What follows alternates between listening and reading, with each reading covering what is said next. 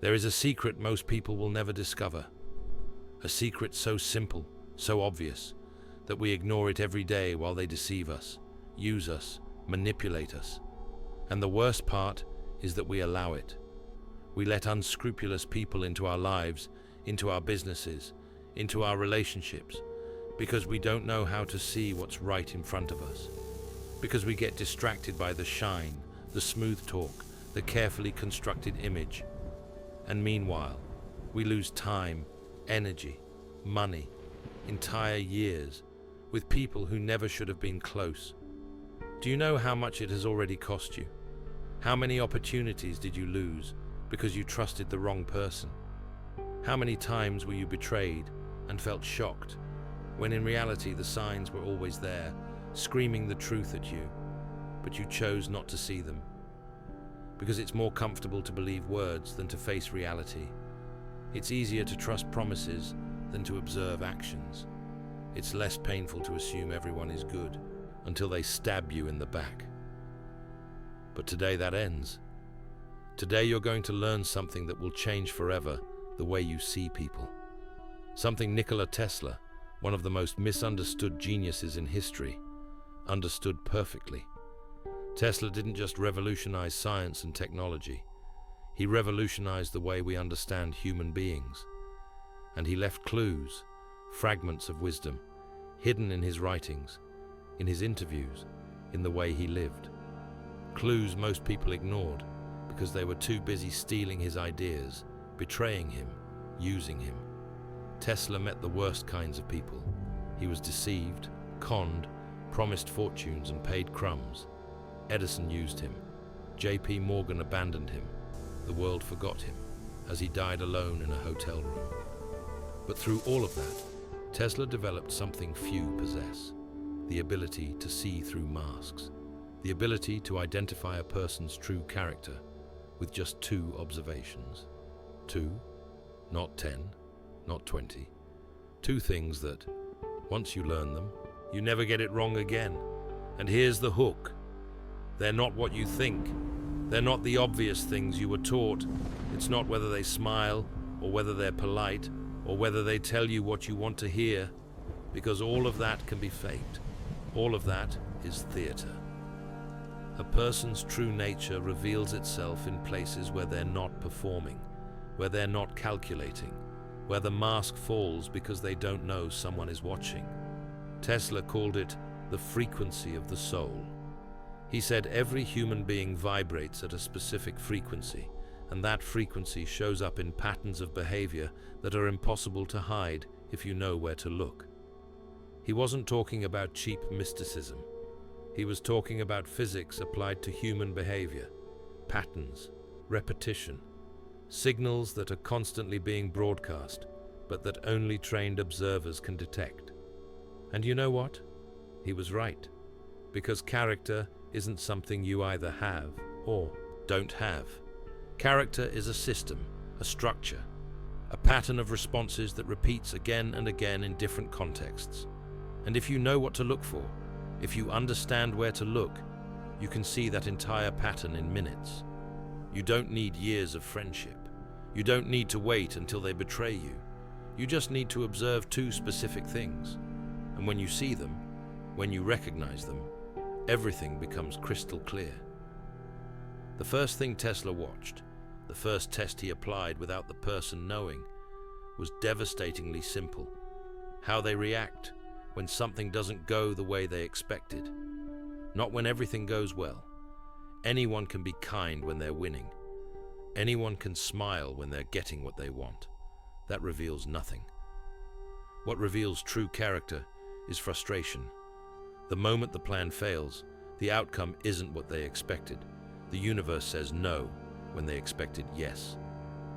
Right there, in that instant of tension, disappointment, a derailed plan, the truth comes out.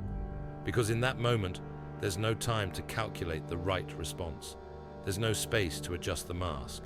The brain switches into automatic mode, survival mode, and what comes out is pure instinct, pure deep programming. And that is what they really are. Do they fall apart? Do they blame others? Do they explode in anger? Do they play the victim? Do they look for someone to punish? Or on the other hand, do they analyze, adjust, learn, take responsibility? Because there's no gray area here. Either you process adversity as useful information, or you process it as a personal attack. And that difference, that fundamental distinction, defines everything else about you. Tesla saw it 1,000 times. He saw how Edison reacted when his ideas didn't work. He blamed his employees, humiliated them publicly, looked for scapegoats. He saw how investors reacted when a project was delayed. They pulled funding, broke, contracts disappeared.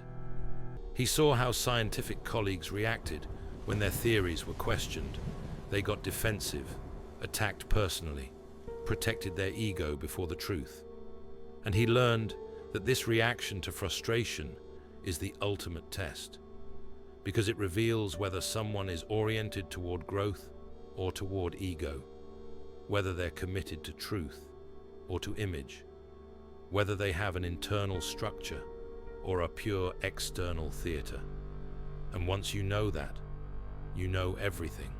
You know whether you can trust them when things get hard. You know whether they'll support you or abandon you. You know whether they're partners or parasites. Think about your own life. Think about the people who disappointed you, who betrayed you, who turned out to be completely different from what they seemed. Now go back in time. Were there moments, small moments you ignored, when something didn't go the way they wanted? How did they react? Did they blame the waiter when the order came? Wrong. Did they rage at traffic as if it were a personal attack? Did they explode when a machine didn't work? Did they dump their frustration on whoever was nearby? Those small reactions you ignored, justified, minimized, that was the truth screaming in your face. That was the pattern showing itself. That was the person's real frequency, unfiltered, unperformed. But you didn't see it because you didn't know what to look for, because no one taught you that the truth is in moments of tension, not in moments of calm. And here's the brutal part. That reaction doesn't change, ever, because it's deep wiring, it's childhood programming, it's a personality structure formed through years of conditioning. It's not something someone can adjust when they know you're watching. It's automatic, it's involuntary, it's real. That's why Tesla trusted this test above everything else, because you can't fool it. You can fake kindness, you can fake interest, you can fake values, but you can't fake your automatic reaction when something goes wrong. That's where the brain takes over, the nervous system responds, and who you are beneath all the layers of socialization comes out. And people with good character, with true integrity, react in a completely different way. They don't collapse, they don't look for someone to blame, they don't explode, they breathe. They analyze. They ask what went wrong. They look for solutions, not victims. They assume there's something they can do differently, not that the world is against them. They see frustration as information, not as an attack. That difference is everything. It's the difference between someone you can build something lasting with and someone who will sink you at the first obstacle. It's the difference between a partner and dead weight. It's the difference between someone who grows with problems and someone who gets destroyed by them. But Tesla didn't stop there, because he knew one observation isn't enough. He knew you need to confirm the pattern, and that's why he had a second test, just as revealing, just as foolproof. He watched how they treated people who couldn't give them anything, the powerless, the invisible, the people without status. The people most don't even register as human, the waiter, the doorman, the driver, the cleaning staff, the people who are there, doing their job. No glamour, no status, nothing to offer except their service. How does the person you're evaluating treat them? Do they even see them? Do they speak with respect or condescension? Do they thank them or ignore them? Are they human beings to them or part of the furniture? Because here's the truth no one wants to accept. How you treat someone who can't give you anything is who you really are. Everything else is strategy. Being kind to your boss, to your clients, to people who have power over you or resources you need, that isn't character. That's calculation. That's social survival. That's theater. But being kind, respectful, considerate towards someone who will never help you climb, who will never open doors for you, who represents no strategic benefit, that is character, because there's no reason to fake it. There's no incentive to perform. It's pure essence. It's who you are when there's nothing to gain. Tesla saw this in Edison with devastating clarity. Edison was charming with investors, charismatic with the press, brilliant with the powerful. But with his employees, with the workers in his lab, with the people doing the real work while he took the credit, he was cruel, contemptuous, exploitative. He squeezed them dry, stole their ideas, paid them crumbs, discarded them when they were no longer useful. And that told Tesla everything he needed to know. It told him Edison wasn't a man of principles. He was a man of opportunism. He had no internal moral structure, only external calculation. And that's why, when Tesla stopped being useful, when he asked for what had been promised, Edison betrayed him without blinking. Because that's how people without real character operate. They use you while you serve them. They discard you when you don't. And the world is full of Edisons, full of people who are absolutely charming to you while they need you, and absolutely cruel to you when they don't. Full of people who know exactly which mask to wear depending on who's watching. People who have perfected the art of seeming like good people without actually being so. But that mask falls in moments they aren't calculating. It falls when they interact with someone who doesn't matter socially. It falls when they're tired, frustrated, rushed. It falls when they believe no one relevant is watching. And there, right in those unguarded moments, the truth comes out. Do they treat the waiter with the same respect as the CEO? Do they speak to the doorman with the same courtesy as the investor? Do they thank the cleaner with the same sincerity as the important partner? If the answer is no, if their treatment changes depending on the other person's power, then you know exactly who that person is. They measure respect by usefulness. And that means the moment you stop being useful, you'll see the same face the waiter sees. Tesla understood this almost mathematically. He saw respect not as a feeling, but as a measure of structural integrity. If your respect varies according to the other person's power, then you don't have integrity, you have strategy. And strategy shifts with circumstances. Integrity does not. That's why those two observations were enough for him. How they react to frustration, and how they treat the powerless. Those two data points gave him a full X-ray of someone's character. They told him whether a person had internal structure or was pure external reflection. Whether they had principles or only tactics. Whether they were trustworthy or a social optimization machine disguised as a human being. And here's what's fascinating. Tesla applied this not only to others, but to himself. He observed himself in moments of frustration. He questioned how he treated those who couldn't give him anything. Because he understood character isn't something you possess. It's something you build and maintain constantly. It's a muscle that atrophies if you don't exercise it. It's a structure that collapses if you stop holding it up. He knew the temptation to blame others when something fails is enormous. The temptation to be condescending to those below you socially is constant.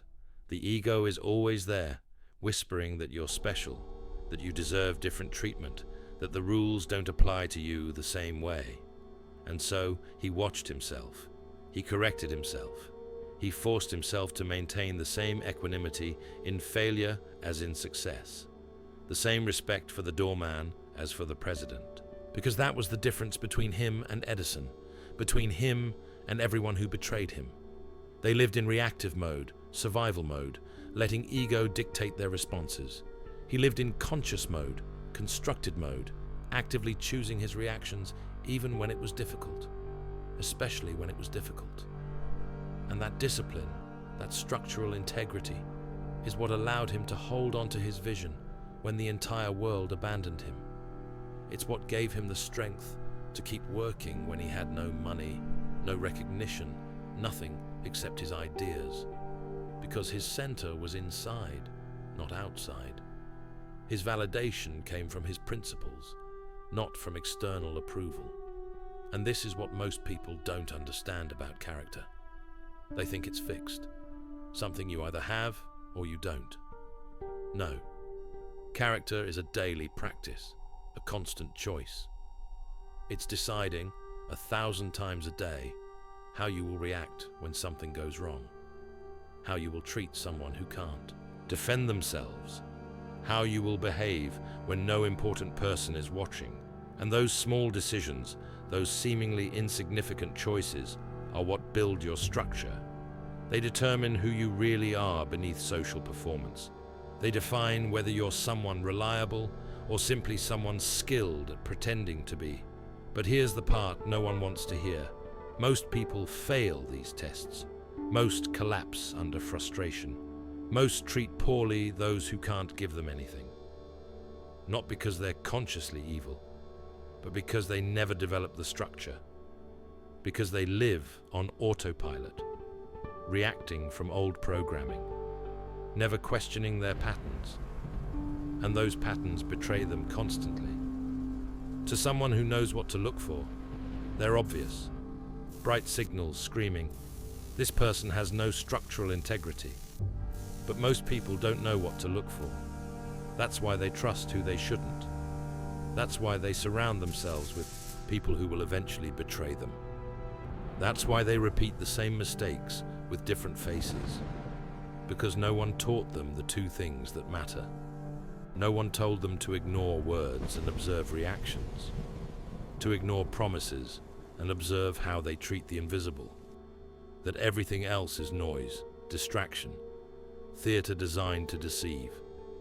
Tesla knew it, and that's why, even though he died alone, even though he died poor, even though the world forgot him for decades, he kept his integrity intact, because his structure was internal. It didn't depend on external recognition. It didn't collapse when the world told him no. It didn't corrupt, even when he had every reason to let it. And that's the lesson he left, not only about how to see others, but about how to build yourself. Because when you develop that structural integrity, when you become someone who maintains equanimity in frustration, who treats everyone with the same basic respect regardless of their power, something changes. You become unbreakable, not because you're perfect, but because your center is inside, not outside, and people feel it, even if they can't explain it, even if they don't understand why. They sense something different in you, something solid, something real. Because while everyone else is a set of masks adjusting to the audience, you are consistent. And that consistency, integrity in the most literal sense of the word, is magnetic. It's powerful. It's rare. But it comes with a price. The price of watching yourself constantly, of correcting your automatic reactions, of choosing the hard path when the easy one is right there, of treating well someone who can't give you anything when it would be more convenient to ignore them, of staying calm when it would be natural to explode, of taking responsibility when it would be more comfortable to blame. That is the price of real character, and most people aren't willing to pay it. That's why there are so few real people in the world. That's why there are so many masks, so many performances, so many people who are one person with their superiors and a completely different one with their subordinates. Because real character requires sustained effort. It requires constant awareness. It requires giving up the comfort of autopilot. But for those who are willing to pay that price, for those who understand that building internal structure is worth more than any external success, the reward is immense, because you become someone unbreakable, someone who doesn't collapse under adversity, someone who doesn't need to step on others to rise, someone who can genuinely be trusted, not strategically. And those people, those few people with true structural integrity, are the ones who change the world. Not because they're perfect, but because they're real. Because when everything else collapses, when the masks fall, when the theater ends, they remain who they always were. Tesla was one of those people.